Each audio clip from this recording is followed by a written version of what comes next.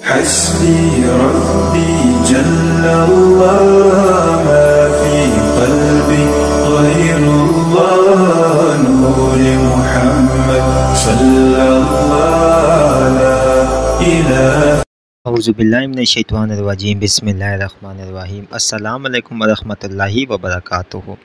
कामिल वली इदारा रूहानियत की तरफ से आज मैं आपकी खिदमत में हाजिर हूँ। आज जो मैं आप लोगों के लिए अमल लेकर आया हूँ, ये लेकर आया सूरह कहफ। सूरह कहफ से दस्ते गैब का अमल। अच्छा, ये अमल जो आज मैं आपको बताने जा रहा हूँ, ये किताबों में मौजूद है, लेकिन वहाँ पे अधूरा अमल है। मतलब कि इसको एक ऐसी तादाद में बताया गया है जो कि मतलब समझ ले कि एक अधूरा अमल है। लेकिन ये अमल जो आज मैं आपको बताने जा रहा हूँ, ये एक पूरा और सहीउल तासीर अमल है। लेकिन वही बात कि इस अमल को बग़ैर इजाज़त मत कीजिएगा। हमारी इजाज़त कामिल वली इदारा रूहानियत के दिए गए नंबर के ऊपर आप रब्ता करके कर सकते हैं। और दूसरी बात यह है कि कोई ख़तरा नहीं होता है अमल के अंदर, ठीक है। आप अल्लाह की रज़ा के लिए कर, जब आपके दिल में कोई लालच नहीं है ना, तो आपको कोई चीज़ कुछ भी नहीं कहती है, ठीक है। तो अल्हम्दुलिल्लाह जो मैंने पहले अमल एक चलाया था, उसकी काफ़ी लोगों ने इजाज़त लेकर, आज फ्राइडे था तो आज लोगों ने किया होगा। अल्लाह ताला सबको कामयाब करे। सूरह कहफ से ये जो दस्ते गैब का अमल है, इसका मैं आज आपको बता रहा हूँ, उसकी तरतीब बता रहा हूँ। कामिल वाली यूट्यूब चैनल को सब्सक्राइब करें, वीडियो को लाइक करें, कमेंट में अल्लाह लिखे तो हमारे अमलों की आपको इजाज़त हो जाएगी। ये जो मैं आज आपको अमल बताने जा रहा हूँ सूरह कहफ का, ये बहुत ज़बरदस्त अमल है। और 10 मुहर्रम का दिन था कुछ साल पहले, कोई 2 से 3 या 4 साल पहले, तो एक महफ़िल थी जो कि इमाम बारगाह में थी। तो मेरा भी वहाँ पे जाना हुआ और उस महफ़िल को मैंने अटेंड किया।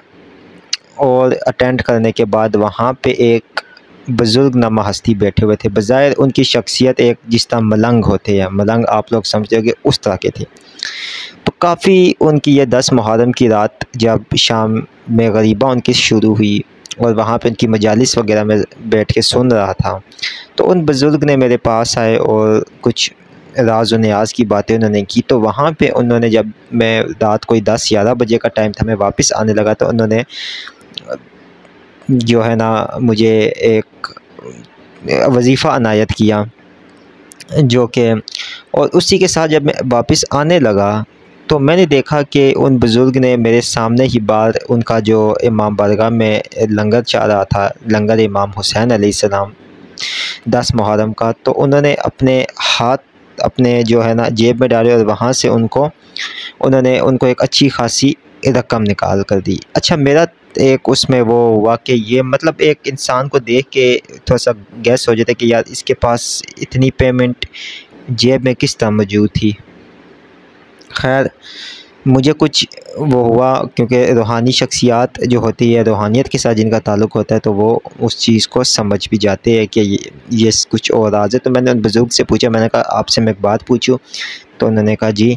मैंने कहा कि क्या आपके पास दस्ते गैब है? तो उन्होंने मेरे चेहरे की तरफ देखा, तो उन्होंने कहा कि उन्होंने मुझे बोला कि अगर आप यहाँ पे बैठोगे तो मैं आपको कुछ और भी तालीम कर देता हूँ। तो फिर उन्होंने मुझे ये सूरह कहफ का अमल बताया, और उन्होंने कहा कि ये सूरह कहफ का अमल मेरे वालिद, जो उन बुज़ुर्ग के वालिद थे, उन्होंने उनको 35 या 36 साल की उम्र में करवाया था। और वो भी वक्त जब वो कहते हैं कि मेरे वालिद साहब इस दुनिया से जा रहे थे, तब उन्होंने जो है ना ये अमल मुझे करवाया था। लेकिन आज मैं आपको ये बता रहा हूँ, ये सिर्फ़ उन लोगों के लिए होता है कि जिनकी किस्मत में ये अमल खुलना होता है, ठीक है। आज मैं पहले भी अक्सर दस्ते गैब के अमालों में ये बात वाज़िया कर चुका हूँ कि दस्ते गैब के अमाल उन ही लोगों की किस्मत में खुलते हैं जिन पे अल्लाह ताला ने इन अमालों को खोलना होता है।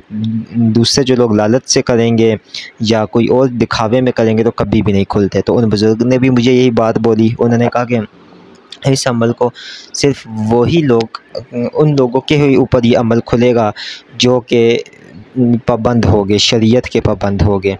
लिहाजा उन्होंने जो मुझे अमल बताया, हू बहू मैं उसी तरह आपको ये बताने जा रहा हूँ। इस अमल के लिए उन्होंने मुझे ये कहा, उन्होंने कहा कि इसकी रियाज़त नौचंदी जुमरात से शुरू होती है और इसकी रियाज़त सिर्फ़ और सिर्फ 11 योम की है। 11 योम तक आपने परहेज़ जलाली जमाली करना है, बिल्कुल आपने सिर्फ़ और सिर्फ दाल जो होती है पक्की भी वो खा सकते हैं, और जो है ना चावल खा सकते हैं बस। उसके अलावा आप गंदम की रोटी तक भी नहीं खा सकते हैं, ठीक है। उसके अलावा आप जो है ना कोई जो परहेज़ जलाली में जितनी चीज़ें आती है आपको पता होगा, ठीक है, वो आप जो है ना बिल्कुल भी इस्तेमाल नहीं कर सकते 11 रोज़ तक, ठीक है। नौचंदी जुमेरात से आपने ये अमल शुरू करना है। तरीक़ेकार इसमें इस तरह है, क्योंकि ये मैंने अपने 6 से 7 शागिर्दों को करवाया, सिर्फ़ एक के ऊपर दस्तगियाब ओपन हुआ था, बाकियों के लिए मसला बन गया था। किसी का कोई काम आ गया, मतलब ख़ुद ब खुद इसमें रुकावट बन गई थी। लेकिन जिन्होंने ये किया बेहतरीन उनको जो है ना वो रिज़ल्ट मिला। अच्छा, अब मैं आपको इसका तरीक़ेकार बताता हूँ कि आपने करना क्या है। अब आपने इस तरह करना है कि सूरह कहफ़ आपने रात को पाक साफ़ लिबास पहन लेना है सफ़ेद कलर का, और सफ़ेद कलर के लिबास को पहनने के बाद आपने जानमाज़ आपका साफ़ सुथरा हो, ताज़ा गुस्ल आपने रोज़ाना करना है, और कपड़ों के ऊपर आपने चंबेली या मोती का इत्र लगा लेना है। कमरे में भी आपने अच्छा सा बखूर की धुनी दे सकते हैं, नहीं तो अच्छा सा जो है ना अरबिक एयर फ्रेशनर भी आप कर सकते हैं। अरबिक एयर फ्रेशनर हो या फिर अरबिक बखूर की अगरबत्तियाँ भी आप एक जला सकते हैं या 2 जला लें, ठीक है। कमरे के अंदर साफ़ सुथरा कमरा हो, कोई आपको डिस्टर्ब करने वाला ना हो, यकसुई हो। अब आपने बिस्मिल्लाहिर्रहमानिर्रहीम, ठीक है, शुरू बिस्मिल्लाहिर्रहमानिर्रहीम पढ़नी है। पढ़ने के बाद अब आपने सूरह कहफ़ को पढ़ना शुरू करना है। आप एक दफ़ा इस नीयत से पढ़ेंगे कि या अल्लाह पाक, मैं सूरह कहफ़ से मुझे तो दस्ते गैब अता फ़रमा दे। आप पूरी सूरह कहफ़ एक मरतबा पढ़ेंगे। एक मरतबा सूरह कहफ़ पढ़ने के बाद, ठीक है, सूरह कहफ़ पढ़ने के बाद एक मरतबा पूरी मुकम्मल तौर के ऊपर आपने फिर उसके बाद इसमें आज़म या रज़्ज़ाक़ को 11,1111 मरतबा आपने पढ़ना है। 11,1111 मरतबा आपने या रज़्ज़ाक़ को पढ़ना है।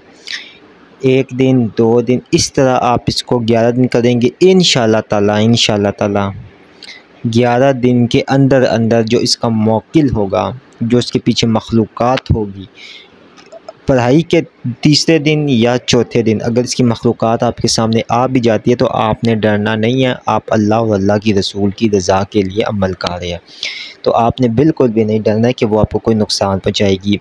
आजकल सोशल मीडिया के ऊपर डराया जा रहा है अपनी दुकानें गर्म करने के लिए कि जी ये मखलूक़ात मार देती है। बिल्कुल भी नहीं।